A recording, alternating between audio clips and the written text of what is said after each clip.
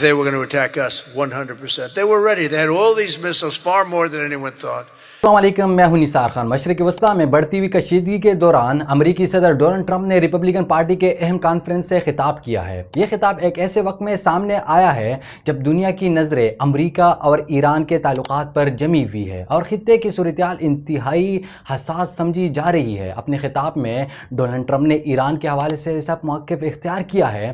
انہوں نے کہا ہے امریکہ اپنے اتحادیوں کے ساتھ مل کر مشرقی وسطیٰ میں استحکام قائم رکھنے کے لیے پرعزم ہے، اور اگر کسی بھی ملک نے امریکہ یا اس کے اتحادیوں کے خلاف کارروائی کی تو اس کا بھرپور جواب دیا جائے گا۔ ٹرمپ کے مطابق امریکہ خطے میں امن چاہتا ہے لیکن اپنی سلامتی پر کوئی کمپرومائز یا سمجھوتا نہیں کرے گا۔ خطاب کے دوران انہوں نے ریپبلکن پارٹی کے رہنماؤں کو بھی اہم پیغام دیا۔ ٹرمپ نے کہا کہ پارٹی کو متحد رہنا ہوگا، آئندہ انتخابات کے لیے ایک مضبوط حکمت عملی کے ساتھ آگے بڑھنا ہوگا۔ ان کا کہنا تھا کہ اگر ریپبلکن رہنما متحد رہے تو وہ امریکہ کے عوام کے مسائل کو بہتر انداز میں حل کر سکتے ہیں۔ امریکی صدر نے معیشت کے موضوع پر بھی بات کی۔ انہوں نے مہنگائی، روزگار اور ٹیکس پالیسی کے حوالے سے اصلاحات کی ضرورت پر زور دیتے ہوئے کہا کہ حکومت ایسے اقدامات کرے گی جن سے عام امریکی شہری کو معاشی ریلیف مل سکے اور ملک کی معیشت مضبوط ہو سکے۔